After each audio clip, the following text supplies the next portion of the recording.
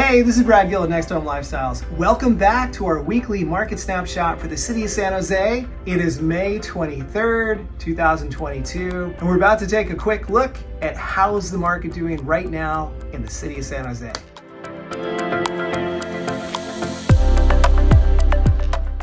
So, current active and pending levels.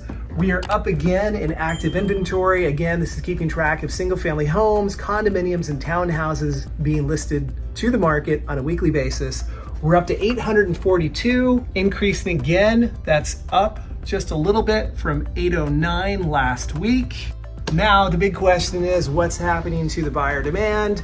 So pending contracts, we are climbing a little bit, so we're up to 711 over 704. But again, the big news is we're finally seeing that active inventory number outpace our current level of demand. For buyers, that's good because the rate of purchase is starting to slow down a little bit more as rates are increasing and buyers are going to have a little bit more choice. But we're not going to see prices drastically fall as we are seeing ourselves return to a more normalized market. Next up, we're going to take a look at trends, right? We want to know, are we seeing more homes coming to the market? Are we seeing less homes, more demand, and so on? That really gives us an idea of what to expect in the weeks coming. So for the last 7 days, we've seen 324 homes, condos, and townhouses listed. This number is slightly down from last week of 354, which, by the way, has been the highest number of units per week that we've seen come to the market since January.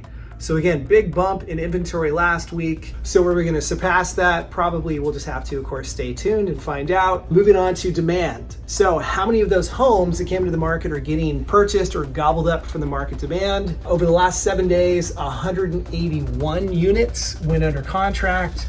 We're up 23% from last week when we saw a little shy of 150 units. So demand is still hanging in there. Again, I think overall, buyers still see it's a great time to purchase, and with more choice and opportunity, I think it's gonna be a little easier for them to get into the market. So if you've been feeling beat up by the market over the last few months, now is definitely a good time to go back and reevaluate. On to market expectations. So looking over the last 7 days, nothing's changed here as far as the number of homes that have come off the market. I do expect the number to slowly trickle up as more inventory comes to the market heading into the summer slowdown as far as for home buyers. But more importantly, we should be watching the weekly price changes because that's really telling us buyer behavior right now. So we did have an increase. We had 158 price changes this week as opposed to last week we had 131. So we're up to 18%.